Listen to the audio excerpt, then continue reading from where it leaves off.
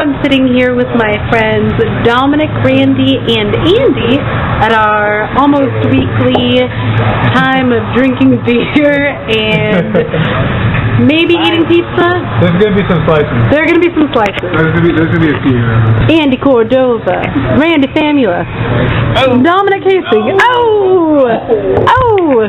We come here for the atmosphere, the camaraderie, and the delicious eye of the hawk, and orange soda, and hockey game. Oh, it doesn't matter, blah, blah, blah.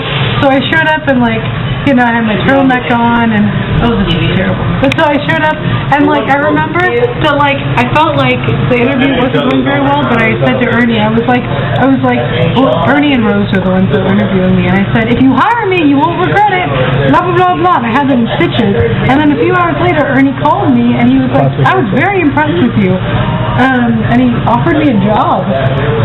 And my life has been beautiful ever since then. Thank you so much. But, so...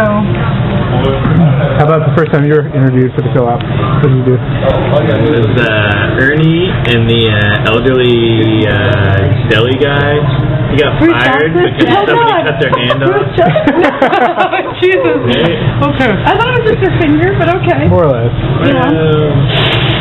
They asked a couple questions, like, what would you do if someone was stealing something? Oh, I got asked that question, too. Obviously, I'm not going to tell you that I would just let them do that. I have to do something. But, I shaved, got a clean cut. And then I saw Ernie's picture with, the dreads, and I was like, I got this.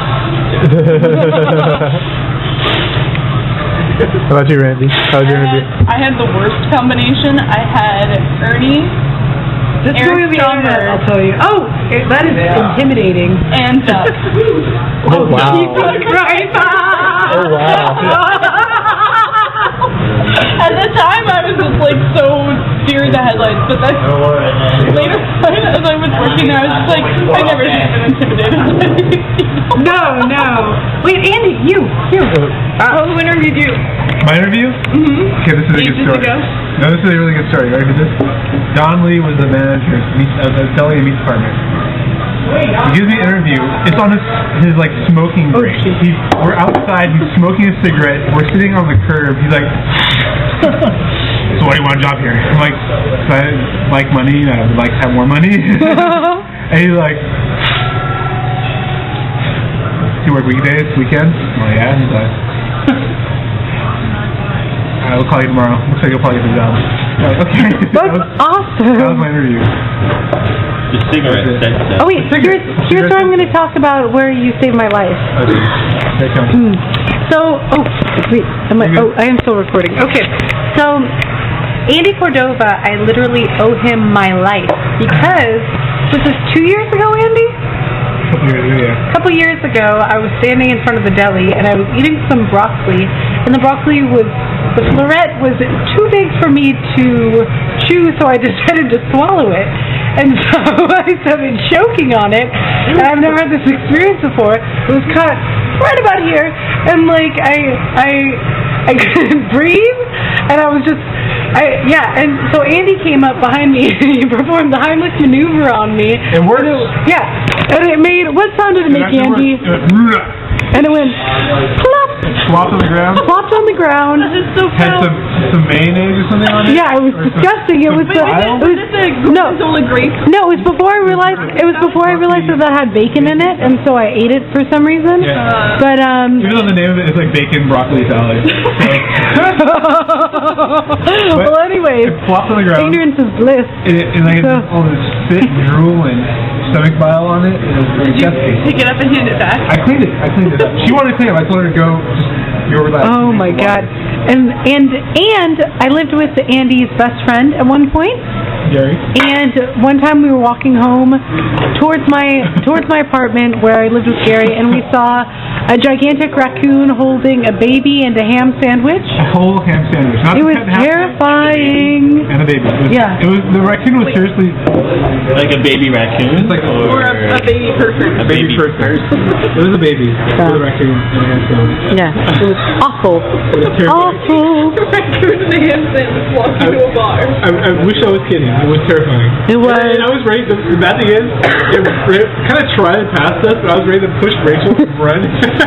You know, I was just talking to Grant about that, and he was saying, Now you're gonna leave her to die by raccoon baby ham sandwich dad. You don't want to die by raccoon baby ham sandwich. Raccoons get very aggressive when cornered with their babies and ham sandwiches. Exactly. That's what we talked about. There was once, I once saw this huge this is not interesting. Yeah, It's sure. not going on the internet. It is Because going on the internet. No, this part is, but I was about to tell a story. Well, apparently I can't stop myself. I can't stop talking. I have to tell this story immediately. But, so there was this raccoon, and it was huge, and it was stalking these junior high students, and I was it was stalking them, and I saw it because I would see the same raccoon. I'd be walking home. It was when I lived very briefly in Seattle. And I would see the same raccoon at night, because if you see a raccoon during the day, you know, bad news. It means it has rabies or something, because they're nocturnal creatures. Yeah, it's true. And so, anyways, yeah. Okay. And then, Dominic, one of my favorite Davisites.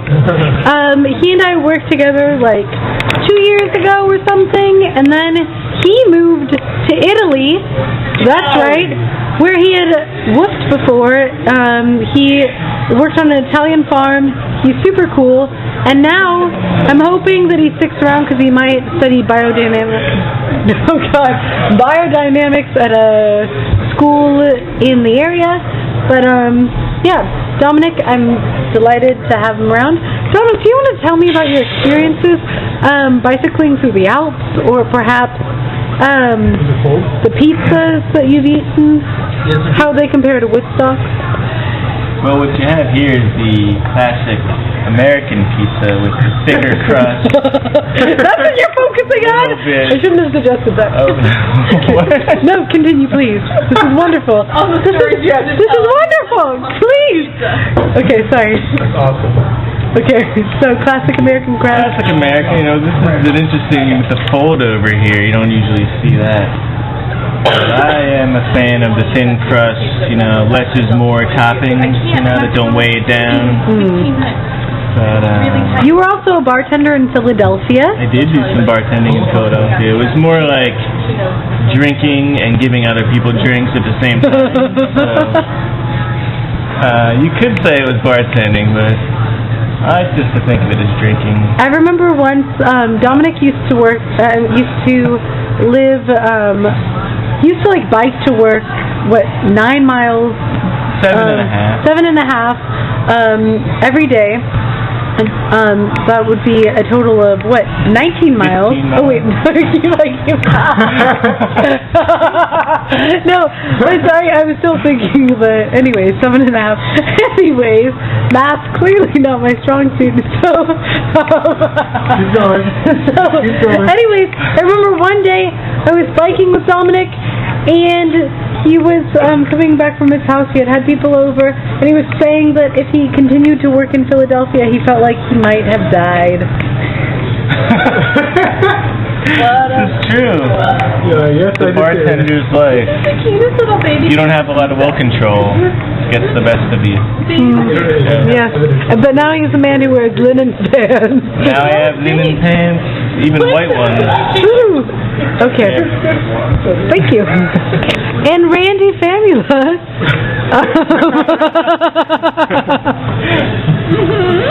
Yes. How's it going? So Randy is actually slightly a mystery to me. Although I know that her boyfriend knows all about the Twilight series, which I would like. Good, put that on the internet. No, He's really happy with me. he's very handsome and he's super cool. But somehow, inexplicably, he knows all about the Twilight series. Hung like a horse.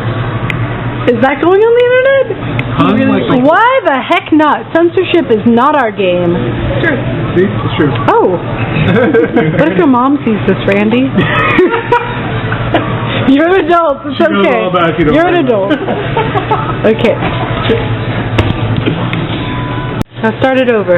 Okay, so just recently I changed my work schedule so that now I can work on Saturdays. And I hadn't seen Andy in forever, and we hadn't worked together in forever.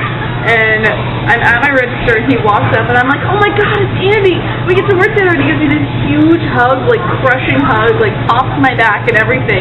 And as I turn around to like walk away, he's like, oh, by the way, you're pregnant now. It was amazing. Andy, It was sneaky devil. the hug that changed my life. Yeah. It'll change your life, not only for 18 years. Being pregnant is a life-changing event. I meant the hug, but not really pregnant. That's choosing. I hope Brian doesn't see that girl. She's gonna be like, that's how you tell me? That's how you tell me you're pregnant? By the way,